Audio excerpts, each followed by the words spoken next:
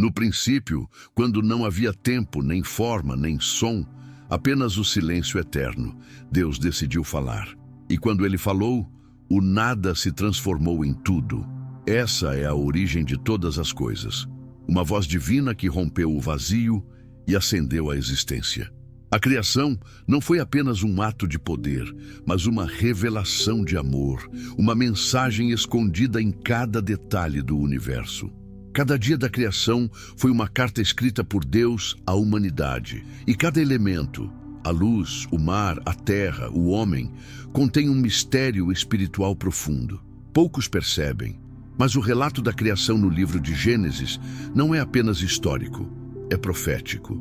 Ele revela não só como o mundo começou, mas também como a alma humana é formada, curada e restaurada. O que Deus fez em 7 dias no cosmos, Ele também faz em nós, em ciclos de luz e sombra, ordem e caos, silêncio e palavra. Antes da luz, havia trevas. E ainda hoje, antes que Deus acenda algo em nós, Ele permite que passemos por noites escuras. Antes de dizer, haja luz, Ele observa o vazio, o abismo, o caos. Porque o verdadeiro milagre não é criar a partir da abundância, mas transformar o nada em significado. A criação é a primeira lição do Evangelho.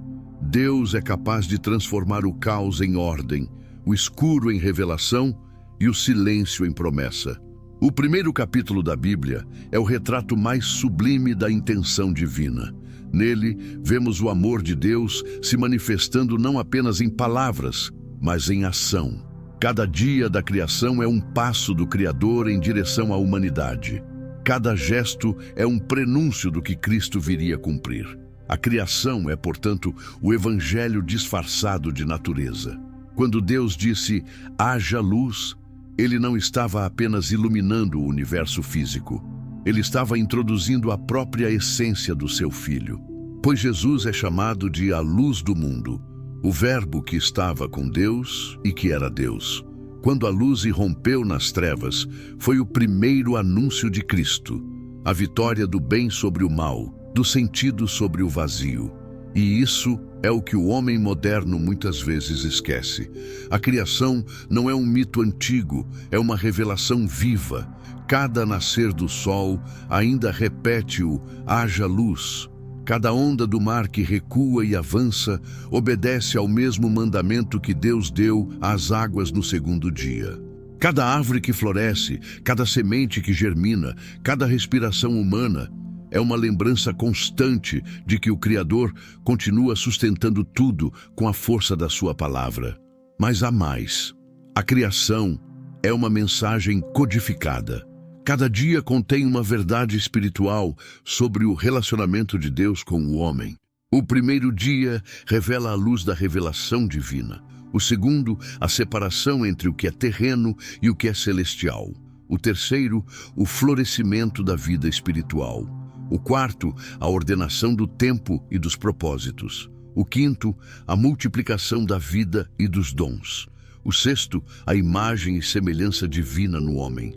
E o sétimo, o descanso, o ponto em que o homem e Deus voltam a estar em plena comunhão.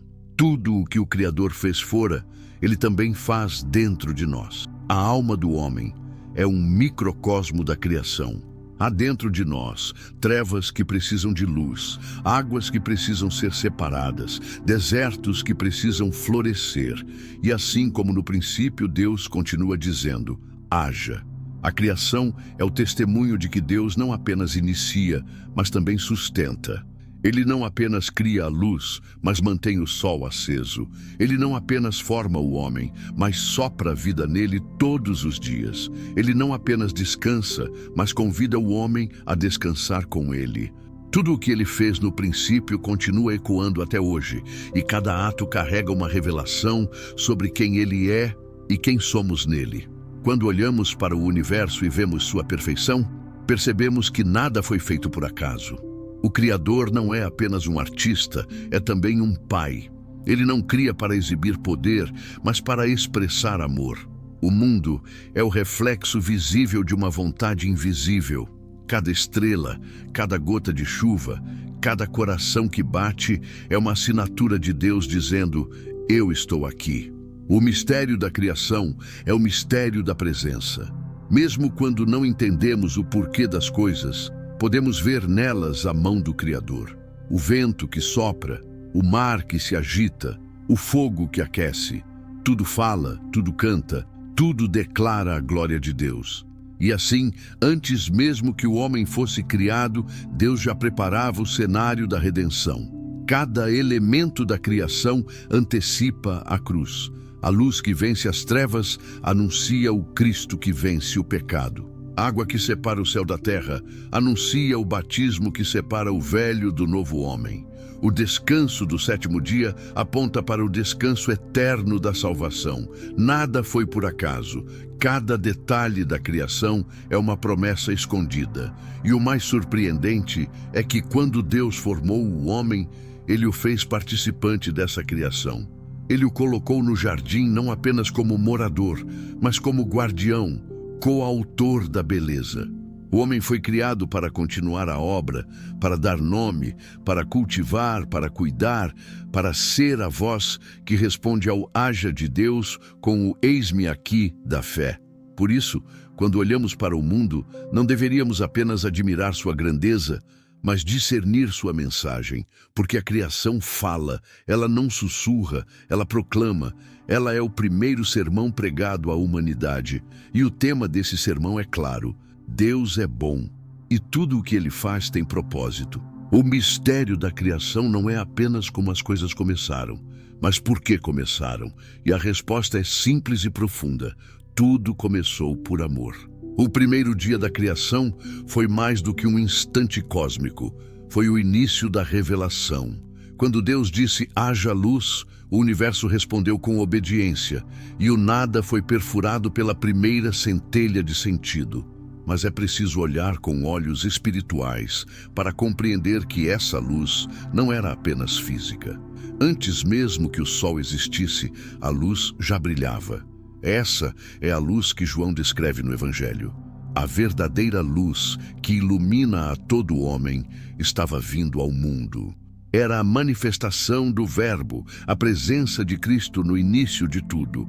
O haja luz é o primeiro chamado de Deus à humanidade. Ele não começa transformando o mundo pela força, mas pela revelação. Onde há luz, há entendimento.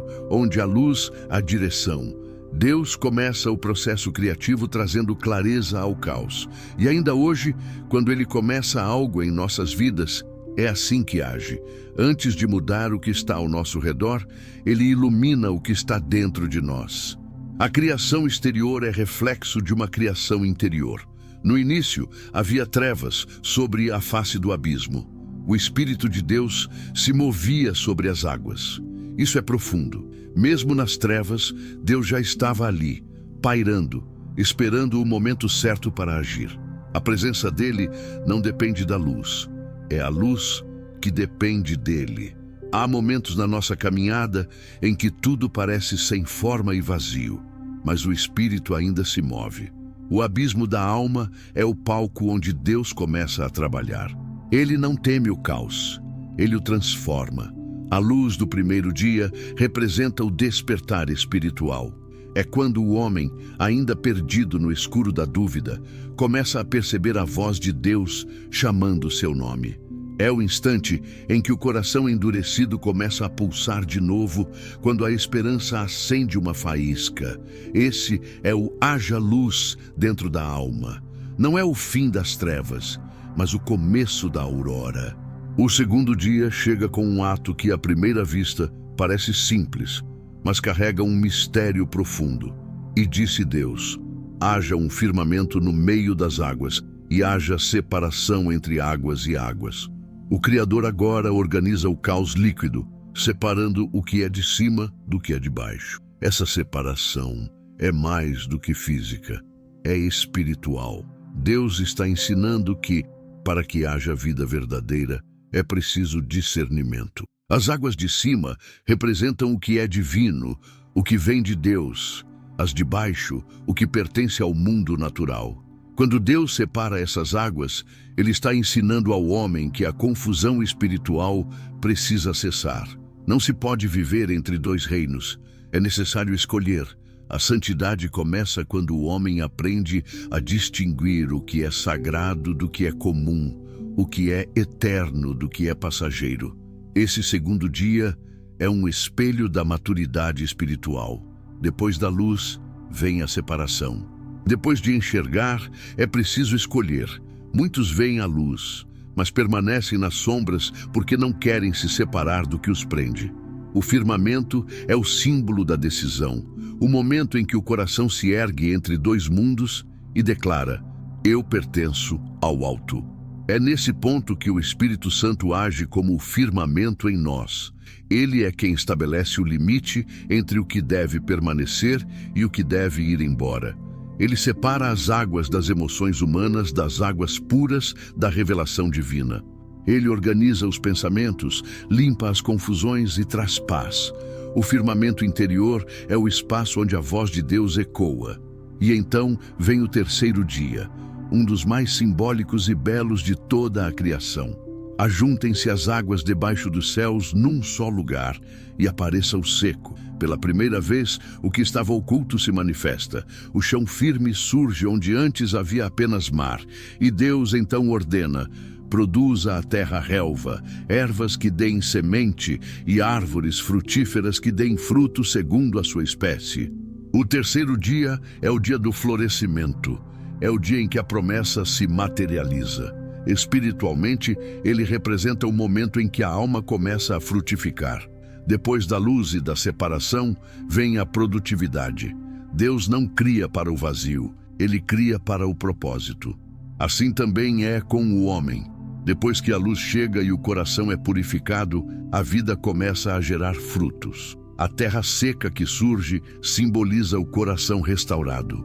Era um lugar submerso, invisível, sem forma. Mas quando as águas são recolhidas, a terra aparece, firme, útil, fértil.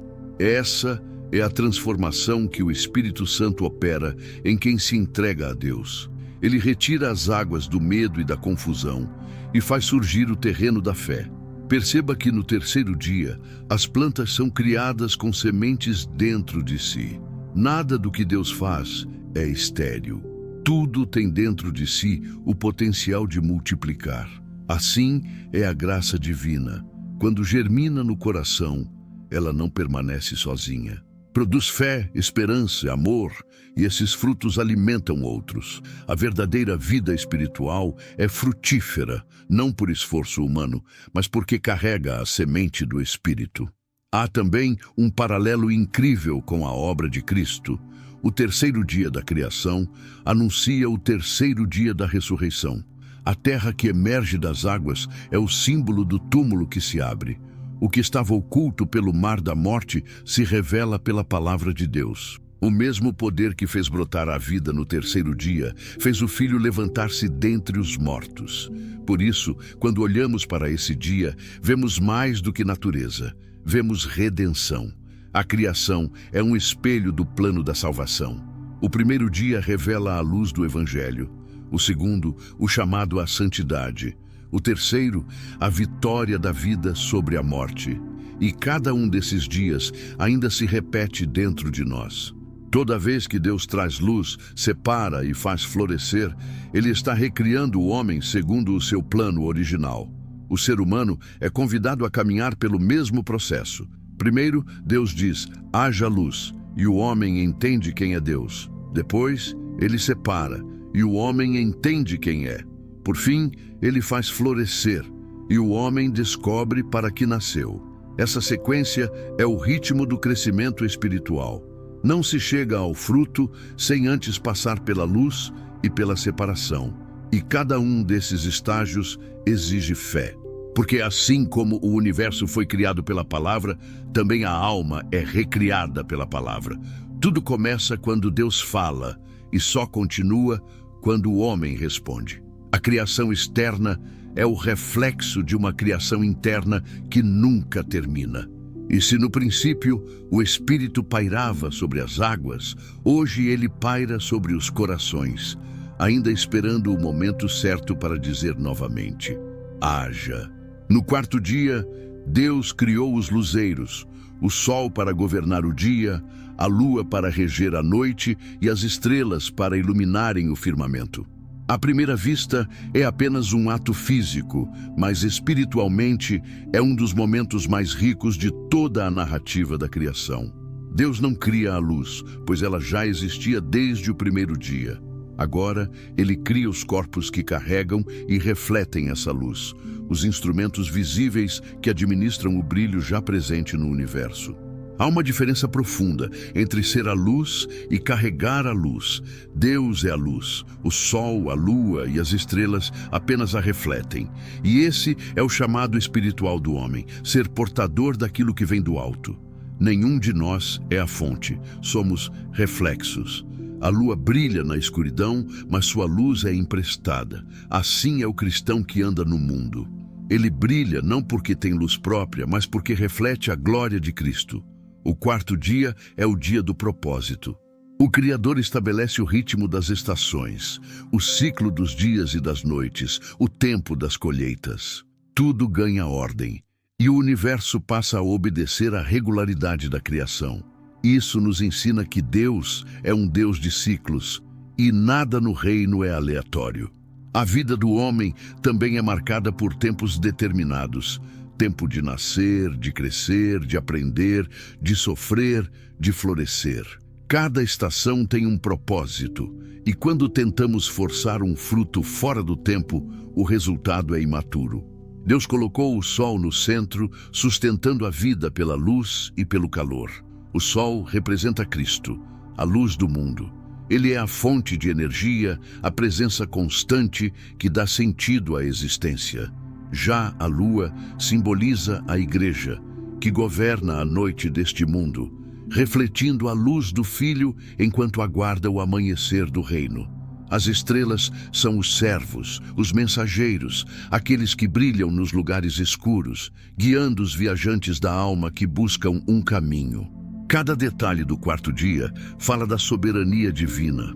A ordem que ele estabelece no cosmos é a mesma que deseja estabelecer no coração humano. Quando o sol e a lua estão em harmonia, o dia e a noite se equilibram.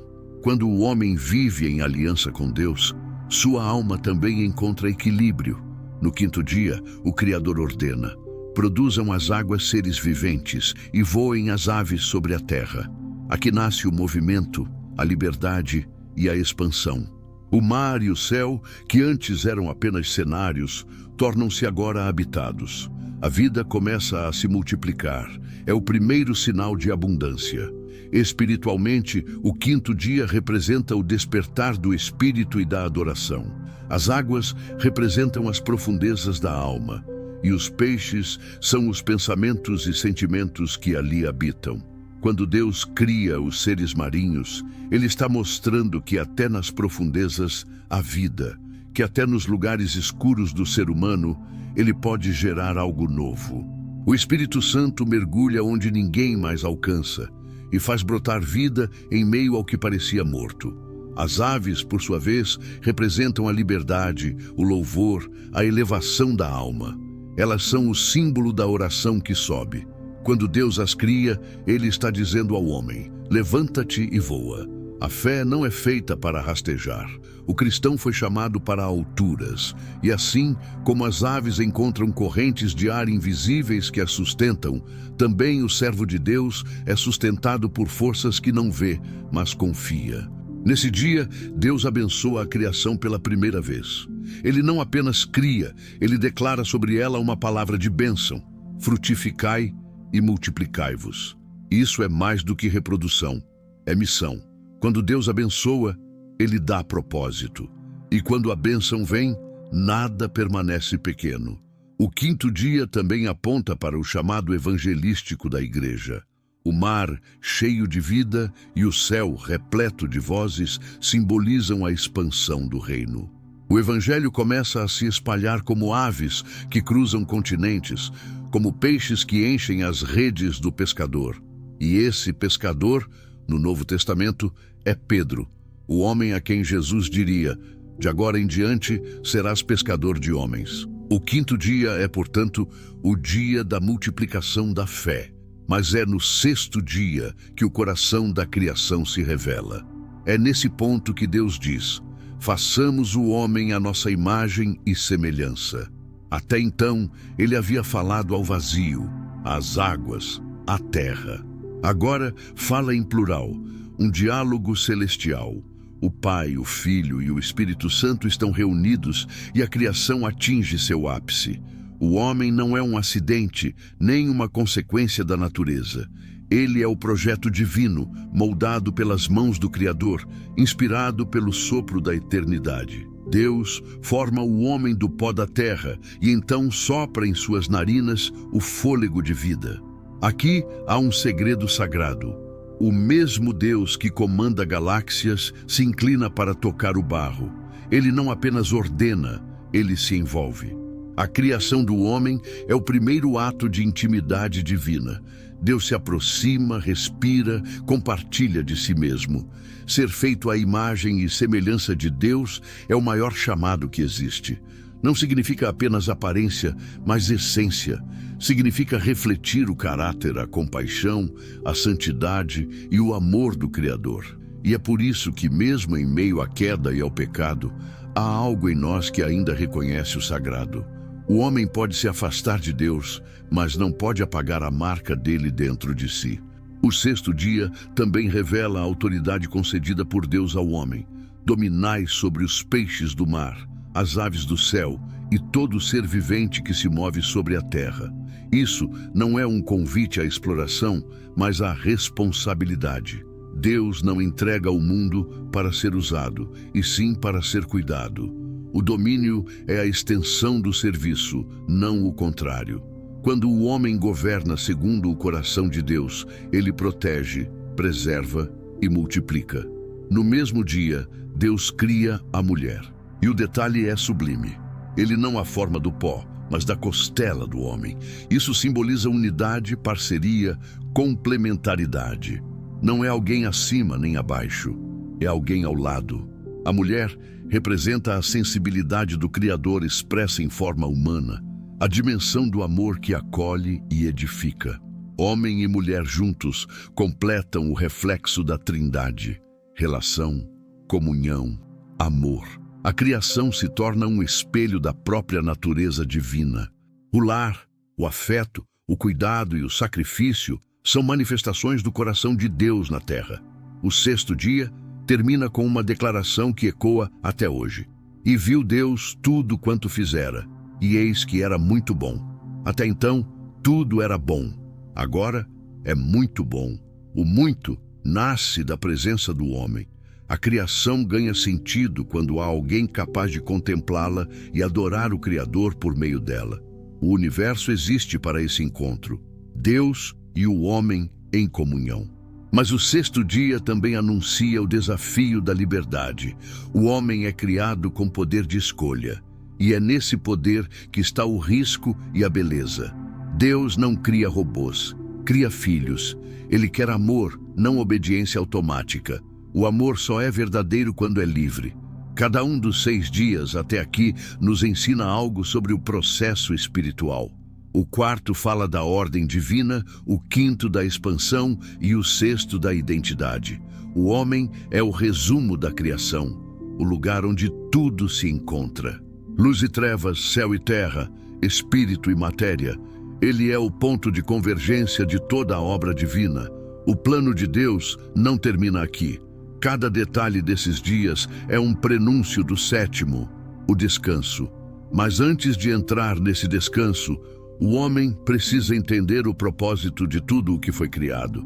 Ele precisa reconhecer que foi feito não apenas para existir, mas para refletir, cuidar e amar. No sétimo dia, o texto sagrado diz que Deus descansou de toda a sua obra. A primeira leitura parece um simples momento de pausa, um descanso físico após o trabalho. Mas o Criador não se cansa, e o seu descanso não é fruto de exaustão. O descanso de Deus é uma declaração espiritual, uma assinatura final sobre a perfeição daquilo que Ele fez. É o selo da completude. Quando Deus descansa, Ele não se ausenta, Ele habita. O descanso não é ausência de ação, é presença de plenitude. O sétimo dia é o dia em que o Criador se assenta no trono da criação e começa a reinar. A obra física terminou, mas o propósito espiritual se inicia. Deus contempla tudo o que fez e encontra repouso no relacionamento com o homem. Esse é o verdadeiro sentido do descanso, a comunhão entre o Criador e a criatura. Desde o início, o propósito da criação não era apenas existir, mas viver em comunhão com o Criador. O Éden não era apenas um jardim, era um templo, um lugar de encontro entre o céu e a terra. Ali, cada brisa era um sussurro de Deus, cada raio de luz, um lembrete de sua presença. O homem foi criado para andar com Deus, para desfrutar de sua presença, não como servo, mas como filho. Mas o descanso foi quebrado quando o homem escolheu o pecado. Ao desobedecer, Adão e Eva não perderam apenas o jardim, perderam o descanso interior. A alma humana foi tomada pela inquietação, pela busca, pela saudade do que havia sido perdido. Desde então, o homem trabalha, luta e constrói, tentando preencher um vazio que nada terreno pode satisfazer. No entanto, desde o princípio, Deus já havia preparado um novo descanso.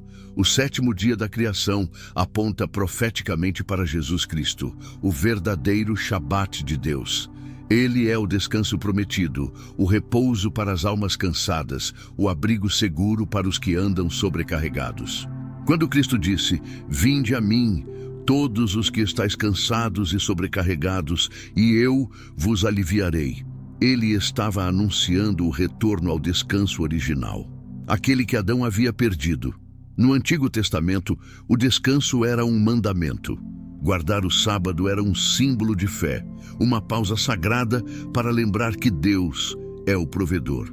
Mas no Novo Testamento, o descanso se torna uma pessoa. O que era dia, torna-se presença.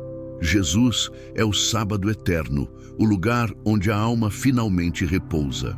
Assim, o sétimo dia não é apenas o final da criação, mas o início da redenção. Tudo o que foi feito antes apontava para esse momento. O homem, formado do pó. A mulher, nascida do lado do homem. O jardim, cheio de vida. Tudo prenunciava Cristo e sua obra. Do lado aberto de Adão veio Eva. Do lado aberto de Cristo veio a igreja. O Éden perdido seria restaurado em outro jardim, o do túmulo vazio. O descanso de Deus, interrompido pelo pecado, seria restaurado pelo sangue do Cordeiro. A cruz é o ponto onde o sexto e o sétimo dia se encontram. No sexto dia, Deus criou o homem. No sexto dia da nova aliança, o Filho do homem se entregou. E quando Jesus declarou, "Está consumado", ele estava encerrando a obra da redenção da mesma forma que o Pai encerrou a criação. O descanso voltou a ser possível. Mas há algo ainda mais profundo. O descanso de Deus é também um chamado. Ele não é um refúgio para quem quer fugir da vida, mas uma força para quem quer vivê-la com propósito. Deus não convida o homem ao repouso da inatividade, mas à tranquilidade da confiança. O descanso não é parar, é confiar que o que foi iniciado será concluído por Ele. A Bíblia nos mostra que o descanso é fé em movimento. Quando o povo de Israel foi conduzido ao deserto, Deus queria levá-los a uma terra de descanso, a terra prometida. No entanto, muitos não entraram porque o coração deles estava inquieto. Tinham deixado o Egito, mas o Egito não havia deixado seus corações. O descanso é mais do que uma promessa geográfica, é uma condição espiritual. Hebreus 4:9 declara: "Resta, portanto, um repouso para o povo de Deus." Esse versículo é a continuidade do Gênesis. O descanso do sétimo dia nunca foi abolido. Ele apenas mudou de endereço. Agora ele habita dentro dos que creem. O Espírito Santo é o sétimo dia dentro do homem. Ele é o santuário onde o descanso acontece. Quando um servo de Deus aprende a descansar em meio à tempestade, ele manifesta o sétimo dia no meio do caos. A fé que descansa é a fé que confia. mesmo sem entender. É a fé que vê a cruz e ainda assim diz: eu sei que o meu Redentor vive. O descanso é o ponto mais alto da maturidade espiritual. O imaturo luta para provar. O maduro repousa no que já foi provado. O imaturo age por ansiedade. O maduro espera por direção. O descanso é o estágio em que o coração se torna morada. Mas esse descanso não é conquistado com facilidade. É preciso atravessar dias de escuridão para compreender o valor da luz. É necessário suportar o calor do deserto para valorizar a brisa do Éden. Todo o processo de fé leva o homem ao descanso. Quando Jesus dormia no barco durante a tempestade, ele estava mostrando o que é o verdadeiro descanso. O mar rugia, os discípulos se desesperavam, mas ele dormia. Não porque não se importava, mas porque confiava. O filho sabia que o pai governava até mesmo as ondas. O descanso é a confiança de que o controle está nas mãos do Criador.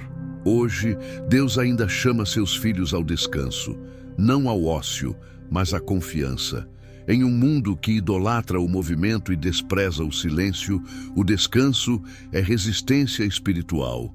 Descansar em Deus é dizer: eu não preciso controlar tudo, porque Ele já controla. O sétimo dia, portanto, é o símbolo da vida em plenitude. É o estado de harmonia entre o céu e a terra, entre o espírito e a carne, entre o homem e o seu Criador. É o momento em que o propósito se completa e o caos se cala. E o mais belo é que esse descanso não é futuro. Ele já começou. Cada vez que um coração se rende, o sétimo dia amanhece. Cada vez que alguém perdoa, ora ou confia em meio à dor, um novo descanso nasce dentro dele. Deus ainda está criando, não mundos, mas corações.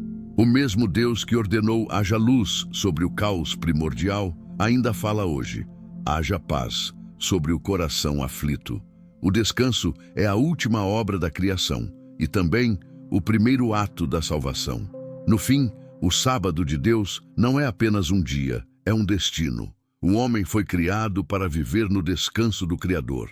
E é por isso que toda a história humana, desde o Éden até o Apocalipse, caminha para um único ponto: o reencontro com o descanso eterno. Quando o apóstolo João teve a visão da nova criação, ele viu o que Adão havia perdido: uma cidade onde não há sol nem lua, porque o Cordeiro é a luz. Lá o descanso é eterno, o tempo não mais existe e o homem volta a andar com Deus. O início e o fim se encontram.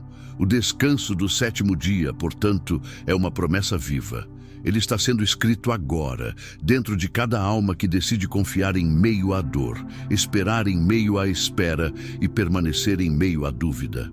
A criação não terminou no Gênesis. Ela continua em cada um de nós. E o Criador, ao olhar para a obra que está fazendo dentro do coração humano, ainda pode dizer: eis que é muito bom. O sétimo dia havia se encerrado com o descanso de Deus, mas algo ainda pulsava no coração do Criador. A história não terminaria no Éden. Mesmo antes da queda, antes da serpente, antes do pecado, o Cordeiro já estava preparado. A cruz não foi improviso, foi o plano original. A redenção não é um remendo, é a própria estrutura da criação. Quando o universo foi moldado pela voz divina, a cruz já estava no centro da história.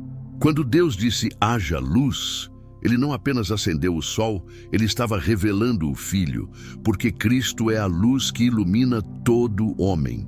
A criação visível é o espelho da criação invisível, e cada detalhe do Gênesis aponta para a obra que seria concluída no Calvário. O primeiro dia, quando a luz venceu as trevas, prenunciava a ressurreição. O segundo, quando o firmamento separou as águas, falava do batismo.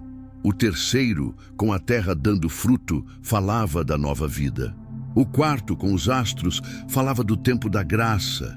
O quinto, com os peixes e aves, falava da expansão da palavra. O sexto, com o homem criado à imagem de Deus, falava da encarnação do Verbo. E o sétimo, o descanso, falava da eternidade. Tudo o que foi criado tem uma voz, e essa voz ecoa o nome de Cristo. A criação não é muda, ela prega. O vento, as montanhas, os mares, todos contam uma história. Os céus declaram a glória de Deus e o firmamento anuncia a obra de suas mãos. Salmo 19:1. Cada pôr do sol é uma lembrança do sangue derramado. Cada amanhecer é o símbolo da ressurreição. Mas o homem, coroa da criação, se afastou do Criador. E com isso, toda a natureza gemeu. O pecado não corrompeu apenas o coração humano, mas desequilibrou o universo inteiro. As estrelas continuaram a brilhar, mas o brilho delas já não refletia paz. A terra produziu espinhos, o suor substituiu o descanso, e o Éden foi fechado. A harmonia entre céu e terra se rompeu. Mesmo assim, o Criador não desistiu. O mesmo Deus que havia dito haja luz, pronunciou outra palavra, haja redenção. E essa palavra se fez carne. Jesus Cristo é o haja eterno de Deus. Nele, a criação recomeça. Quando Cristo veio, o Criador voltou a andar entre a criação. O Verbo que estava no princípio, que criou todas as coisas, caminhou sobre o mesmo chão que ele mesmo havia moldado. O Deus que separou as águas andou sobre elas. O Deus que soprou vida nos pulmões de Adão agora respirava entre os homens. E então, aquele que havia dito no sexto dia, façamos o homem à nossa imagem, se tornou homem. Ele se vestiu da criação para restaurar o Criador nela. Em Cristo, o céu se uniu novamente à terra. O invisível tocou o visível. O eterno abraçou o temporal. Mas o mistério é que o mesmo Deus que descansou no sétimo dia voltaria a trabalhar, não criando mundos, mas recriando corações. O descanso foi interrompido pelo pecado, e agora o Criador entraria na história para restaurá-lo com as próprias mãos. Na cruz, o Filho completou o que o Pai começou no Gênesis. Lá, no sexto dia da nova criação, ele foi crucificado. E quando disse, está consumado, ele pronunciou a mesma palavra de descanso do sétimo dia. A obra está completa. A cruz é o novo, e viu Deus que era bom. A partir dali, o sétimo dia se tornou eterno. A criação física teve 7 dias, mas a criação espiritual começa no 8º, o dia da ressurreição, o dia que não tem fim. Por isso, o domingo, o primeiro dia da semana, é também o símbolo do 8º, o início de algo que nunca termina. É o dia em que a morte se calou e o descanso se levantou. O que o homem perdeu em um jardim, Cristo recuperou em outro. No Éden, Adão se escondeu atrás das árvores. No Getsêmani, Jesus se ajoelhou sob elas. No Éden, Adão fugiu da vontade de Deus. No Getsêmani, Jesus a aceitou. No Éden, a humanidade caiu. No Getsêmani, a salvação começou. O jardim foi o palco da queda e da redenção. Cada detalhe da criação estava aguardando esse reencontro. A terra tremeu quando o Criador foi ferido. O sol se escondeu quando a luz do mundo foi apagada. O véu do templo se rasgou quando o caminho de volta foi aberto. A natureza que gemia desde o Éden finalmente respirou. E quando o terceiro dia amanheceu e a pedra foi removida, o universo voltou a cantar. A voz que criou o mundo voltou a ecoar. Lázaro, vem para fora. Menina, levanta-te. Paz seja convosco. O descanso estava vivo novamente. A criação renasceu em Cristo. O rio da vida voltou a correr, o vento do Espírito voltou a soprar, e o homem voltou a ter comunhão com Deus. O que o Gênesis começou, o Evangelho concluiu. O mesmo Deus que fez o homem do pó, agora o recria com o Espírito. Mas há um detalhe divino que poucos percebem. O plano da criação nunca foi apenas físico. Desde o princípio, Deus não estava apenas moldando mundos, mas escrevendo uma mensagem. O universo é uma carta, e o homem é o destinatário. Cada estrela é uma palavra, cada mar é uma vírgula, cada nascer do sol é uma lembrança. Eu ainda estou aqui. O mistério da criação é que Deus escondeu Cristo em tudo. Ele está nas águas que purificam, na luz que guia, no pão que sustenta, na videira que dá fruto, no fogo que consome, no vento que inspira. Ele é o centro invisível de todas as coisas. Quando os apóstolos compreenderam isso, eles olharam para a cruz e viram o Gênesis de novo. Tudo fazia sentido. O mesmo Deus que disse, haja luz no início, disse novamente, haja, quando o Filho saiu do túmulo. E a nova luz brilhou, não apenas no céu, mas dentro de cada coração que crê. Por isso, o clímax da criação é a cruz. É o ponto onde o poder e a misericórdia se encontram, onde a justiça e o amor se abraçam. É o lugar onde o Criador entra na criação e a transforma por dentro.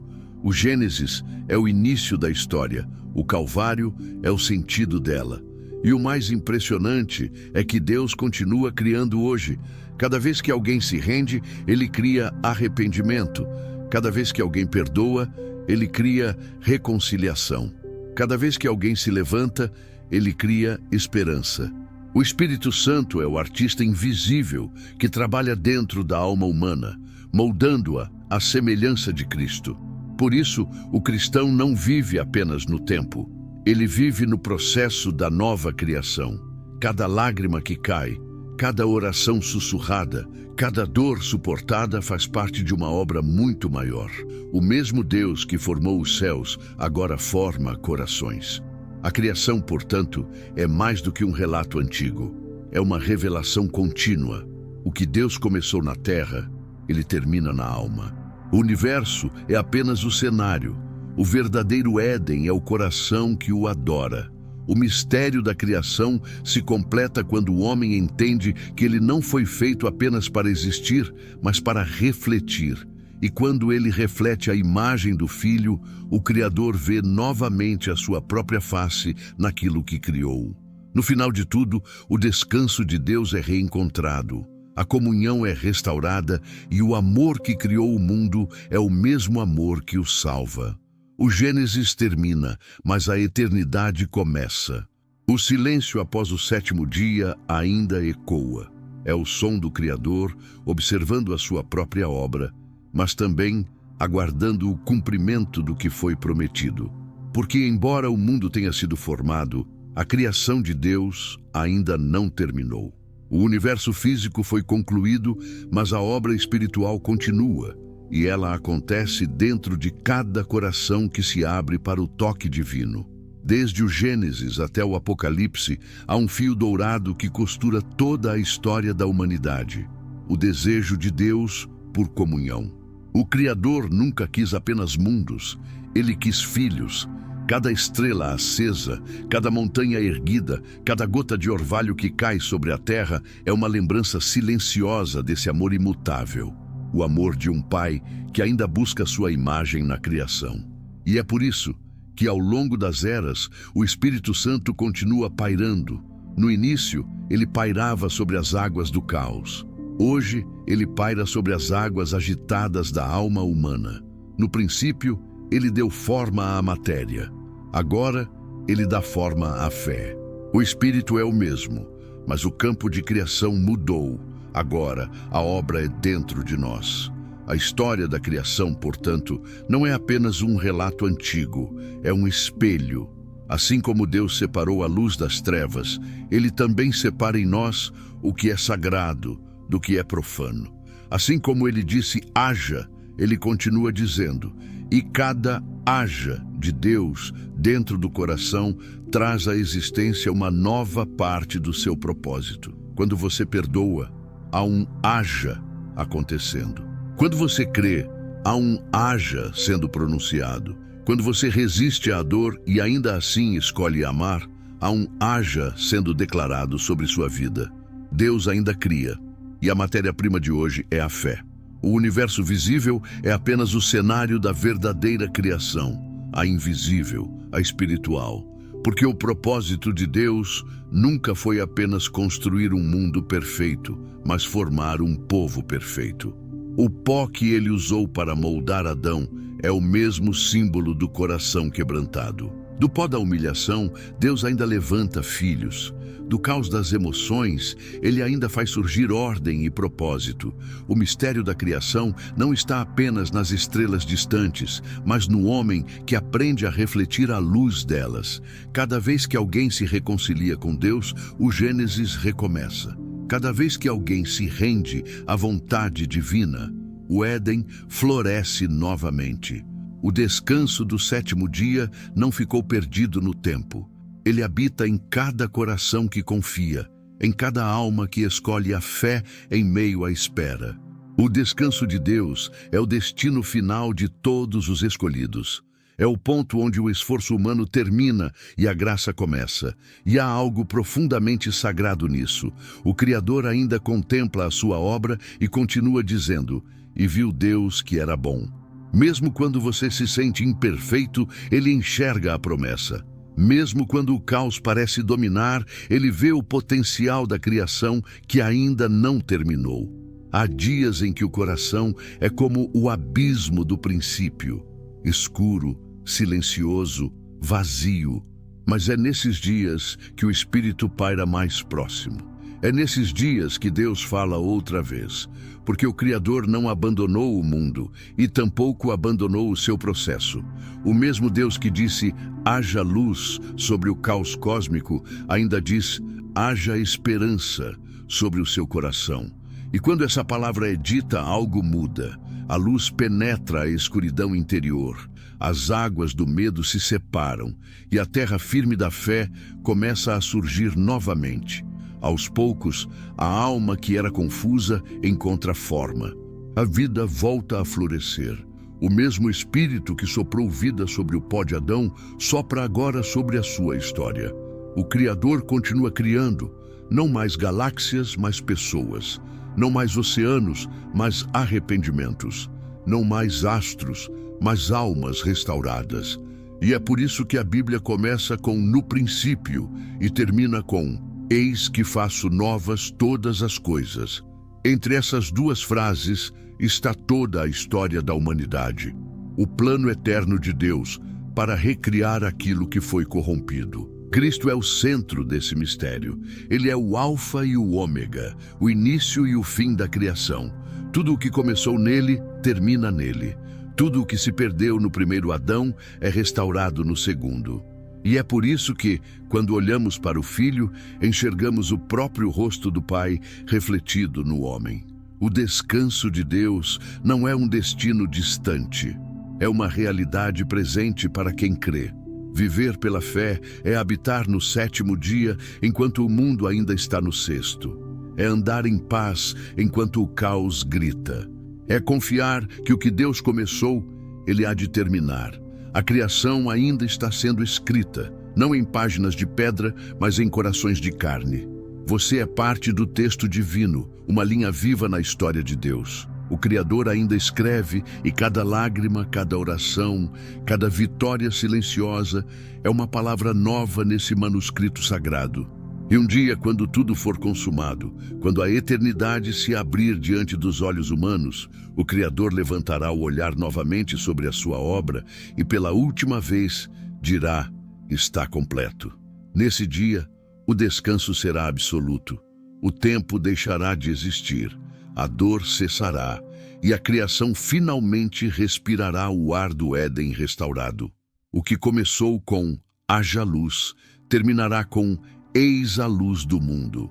O que começou com o sopro da vida, terminará com o sopro eterno do Espírito. E o mais belo de tudo é que esse novo começo já começou dentro de você. Porque se há algo que o Gênesis nos ensina, é que Deus nunca deixou de criar. Ele apenas mudou o palco. Agora, o milagre acontece dentro da alma que crê. E quando o Espírito paira sobre o seu coração, não importa quão escuro o abismo pareça, uma nova criação sempre começa.